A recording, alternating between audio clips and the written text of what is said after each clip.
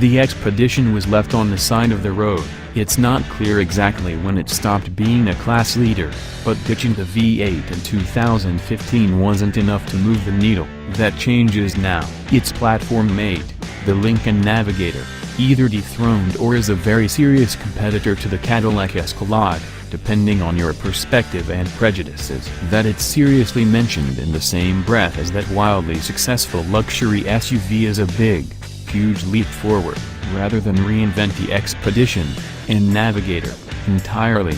Ford dug deep and built the big SUV it should have all along. Instead of a few distinct advantages lost in a sea of mediocrity, the entire vehicle is on par with or better than the GMT 2K platform trucks from GM, beyond the independent rear suspension, which helps with dynamics as well as rear cargo floor flatness, and the G-Wiz EcoBoost V6 with best-in-class theoretical fuel economy.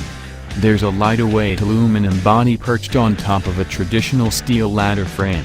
Depending on trim and configuration, it's up to 300 pounds lighter than its predecessor. Inside, things are much more dramatic.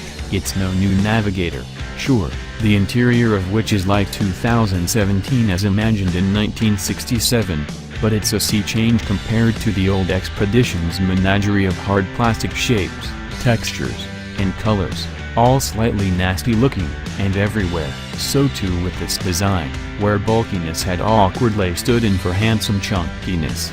We now have something that's befitting of a present-day Ford. The hard plastics, while still present, at least recede into the background, overpowered by the extra bold back vents and array of colors. Our tester had wood veneer on the center console, cream-colored upholstery and trim, silver-colored plastic, dark soft dash covering, and dark hard smooth plastic, depending on where you looked. Still busy, but much nicer, although there's maybe a bit too much visible plastic in an SUV that can easily top $70,000. The engine, while not new, has been improved, with more power and torque available in the Platinum trim.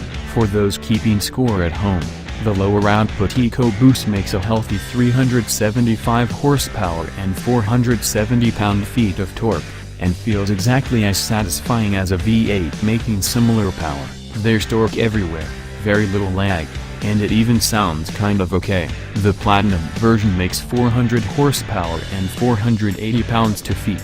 Both are well north of the old X.